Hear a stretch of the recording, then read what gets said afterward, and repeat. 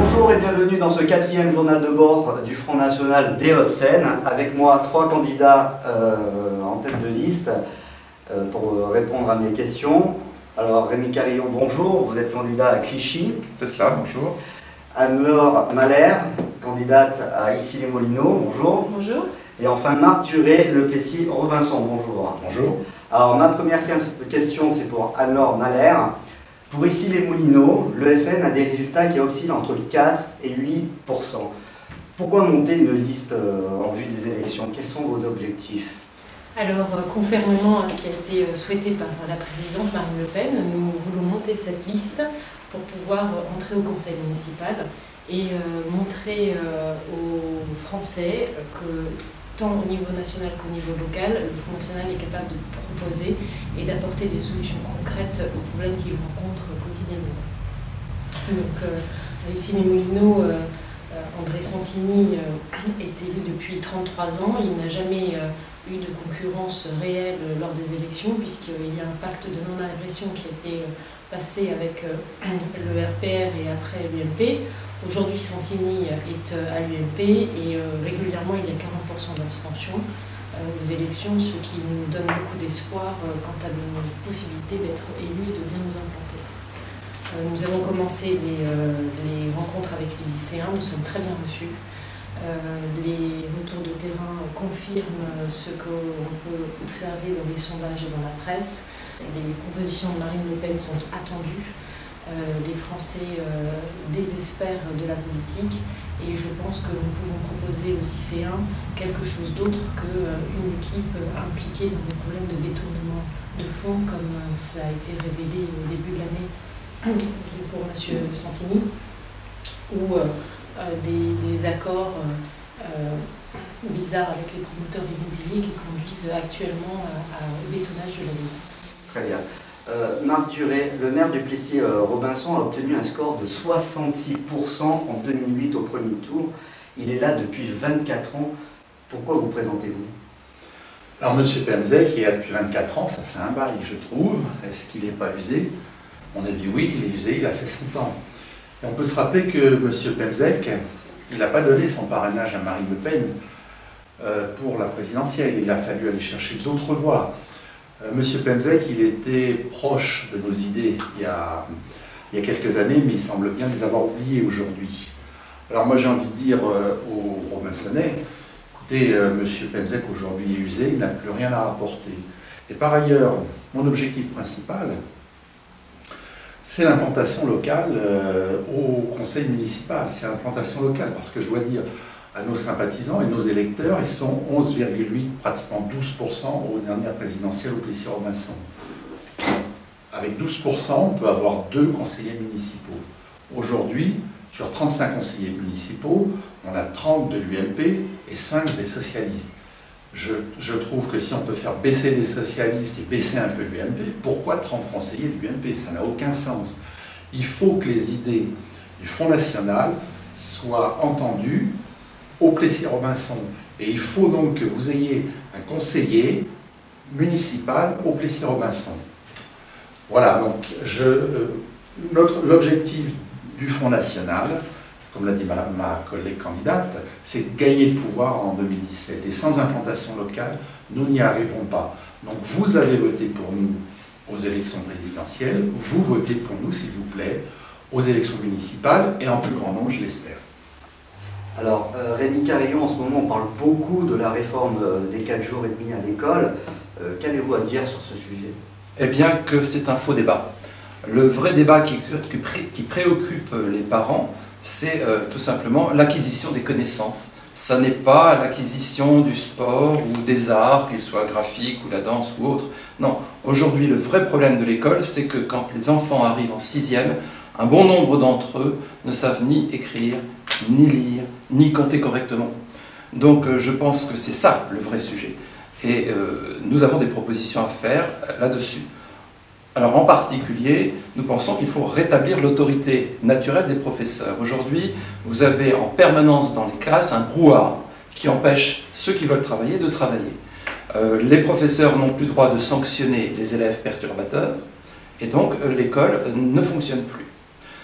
Il faut absolument que les enfants réapprennent par cœur, que ce soit des poésies, bien sûr les tables d'addition, de soustraction, de multiplication, c'est le b.a.-ba. C'est comme ça qu'on apprend les choses. Sinon, on peut toujours se référer bien sûr aux encyclopédies ou à Internet qui sait tout, mais si on veut être efficace, il faut soi-même savoir un bon nombre de choses, et en particulier ces choses élémentaires. Il faut aussi arrêter avec le collège unique.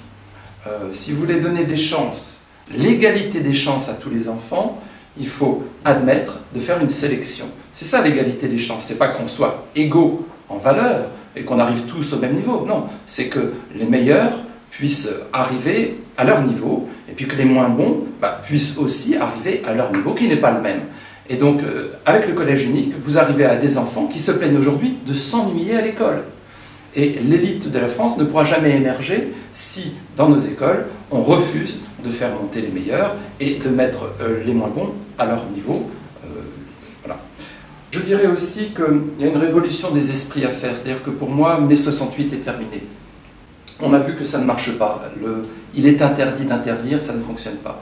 Il faut absolument que l'ensemble de la classe des adultes reprenne conscience qu'ils ont tous un rôle éducatif vis-à-vis de l'ensemble de la classe des enfants. Voilà quelques idées que je voulais énoncer sur ce thème. Anne-Laure Mahler, ici les Moulineaux est une ville prospère où il n'y a pas de problème d'insécurité, il n'y a pas de cité, ce qui ne correspond pas au profil des villes favorables au Front National. Comment allez-vous faire pour vous imposer ? Bien écoutez, on a déjà commencé à travailler, donc je pense qu'on va s'imposer facilement par le terrain. Et ce terrain nous permet d'ailleurs de pouvoir contrer cette communication de la municipalité sur l'absence de problèmes de sécurité à Issy-les-Moulineaux, puisque les lycéens que nous rencontrons nous témoignent des problèmes quotidiens qu'ils rencontrent, braquage, violence, tournante dans certains jardins, trafic de drogue, rixes, tapage nocturne qui a fini dans une résidence il y a quelques mois avec un échange de couteaux qui a été relaté par la municipalité comme une petite dispute de voisinage. Et lorsque les habitants demandent l'intervention de la municipalité, la mise en place par exemple de caméras de surveillance, il leur est rétorqué que la municipalité n'a pas les budgets. On leur propose pour régler leurs problèmes des groupes de parole, de soutien psychologique ou je ne sais pas trop quoi, au lieu de leur proposer des solutions réelles à ces problèmes d'insécurité. Et j'aime rappeler l'ensemble des subventions versées aux associations diverses et variées qui peuvent aider à l'installation de populations immigrées qui posent problème sur le territoire lycéen, de 100 000 € divers et variés, mis au regard des 1 700 € versés aux victimes des infractions pénales par la municipalité. Et puis surtout, ces 200 000 € sont à mettre en relation avec l'absence de budget de la mairie pour sécuriser un certain nombre de résidences. Donc à Issy-les-Moulineaux, il y a bien des problèmes d'insécurité niés par la mairie qui a fait fermer un certain nombre d'antennes de police, qui se refuse à mettre en place une police municipale et qui donc se refuse à trouver des solutions réelles aux problèmes que rencontrent les lycéens d'ailleurs relativement modestes qui n'ont pas les moyens de se protéger par eux-mêmes. Alors, Marc Duret, les impôts locaux augmentent dans toutes les villes. Qu'en est-il au Plessis-Robinson ? Au Plessis-Robinson, c'est comme dans beaucoup de villes de France, comme beaucoup de villes des Hauts-de-Seine, comme beaucoup de villes de la banlieue parisienne. Ils augmentent. Philippe Pemezec, ils avaient baissé dans les années 90, les a fortement augmentés dans l'année 2000. Il est devenu un maire très dépensier et on se demande s'il n'achète pas une clientèle d'électeurs. Alors, un ou deux chiffres. En 2011, le Robinsonnais payait par habitant et par personne 884 € d'impôts locaux par an. C'est le deuxième rang parmi les 11 villes autour du Plessis-Robinson, la première étant Châtillon, qui nous bat de 7 € seulement à 891 € par habitant. Hein. Donc c'est des chiffres qui ont beaucoup augmenté. Sur les impôts locaux, la taxe d'habitation a augmenté de 17%, elle a été relativement contenue, mais la taxe foncière a été augmentée de 25%, et la taxe sur les ordures ménagères. a été multiplié par plus que 2. Alors, on a une dette aussi. Le Plessis-Robinson a une dette de 33 millions d'euros qui a été multipliée par plus de 2,5 pendant les 10 dernières années. Alors, moi, j'ai encore aux oreilles Philippe Pemezec qui, en 2007, s'inquiétait de la hausse de la dette de l'État français. Pardon. Ça me fait bien rire parce que je vois qu'il est parti sur le, plus mauvais le chemin des plus mauvais maires. Donc, moi, ce que je veux aujourd'hui, on est en crise, le pouvoir d'achat des ménages, il baisse. Hein, il a stagné pendant 4 ans et depuis 2 ans, il baisse, et même assez fortement. Donc, les Robinsonnais ne peuvent plus être imposés de la sorte. Donc, moi, je mettrais dans mon programme une baisse d'impôts locaux de 10 à 15% pendant le mandat. Comment est-ce qu'on peut faire des économies, vous allez me dire? Ben, je réponds tout de suite. Il y a 10 ans, la ville, elle investissait, elle payait ses fonctionnaires et elle était déjà fleurie. Hein. Donc, des économies, on peut en faire dans tous les domaines. Dépenses courantes, train de vie de la mairie. On va passer sous revue le budget des subventions, parce que là, il y a énormément d'abus, et je ferai un point précis plus tard. Et donc, on remettra un taux d'imposition normal. Et enfin, pour terminer, Rémi Carillon, dans nos banlieues parisiennes, le logement est un véritable souci, pour beaucoup de gens d'ailleurs. Avez-vous des solutions à leur proposer? J'aurais tendance à dire que le problème de la région parisienne, c'est d'abord sa surpopulation. Typiquement à Clichy, on frôle les 20 000 habitants au kilomètre carré. Alors, quand on doit loger une telle quantité de personnes, l'une des idées qu'on peut avoir, c'est d'édifier des immeubles de grande hauteur. Et c'est ce qui a été fait pendant les années 60. Vous avez quantité d'immeubles qui sont laids, il faut bien dire ce qui est, hein. Ce sont des cages à lapins. Et donc moi, ce que je voudrais, c'est revenir à d'abord des immeubles à dimension humaine. Donc ne pas dépasser les 8 étages, par exemple, dans tout ce que l'on va construire. Et je ne dis pas qu'il faut détruire ce qui existe, hein, parce qu'évidemment, il faudrait loger beaucoup de personnes. Donc simplement, limiter la hauteur et essayer de faire du beau. Quand je vois aujourd'hui dans les programmes des investisseurs immobiliers l'architecture qui est proposée, j'appelle ça les immeubles Lego. On a l'impression que ce sont des enfants qui ont assemblé des cubes les uns au-dessus des autres de toutes les couleurs. C'est prodigieusement laid. J'ai l'impression quand même que le bonheur des gens passe aussi par le beau.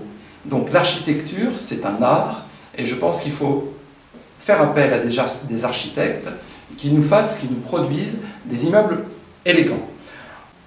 Je pense aussi qu'il ne faut pas croire que les HLM ont vocation à être habités par le même locataire jusqu'à sa mort. Je crois que l'une des priorités qu'un maire doit avoir, c'est d'offrir la possibilité d'accéder à la propriété pour tous ses concitoyens. Alors tout le monde n'y arrivera pas parce que ça demande effectivement de l'investissement, mais il faut absolument que le maire ait comme objectif que chacun devienne, que le maximum d'individus en tout cas, deviennent propriétaires de son logement avant l'âge de la retraite. Donc il y a moyen, par exemple, il y avait le prêt à taux zéro, on peut créer aussi un prêt à taux zéro au niveau de la commune, et puis quand une famille qui habite une HLM les enfants deviennent grands, ils quittent l'HLM, on peut proposer aux parents de les reloger dans des logements moins spacieux, parce que, évidemment, les appartements spacieux doivent être réservés aux familles nombreuses. Voilà ce que je voulais dire sur ce thème. C'est la fin de ce journal de bord. Merci à vous trois. On se retrouve la semaine prochaine pour un nouveau numéro.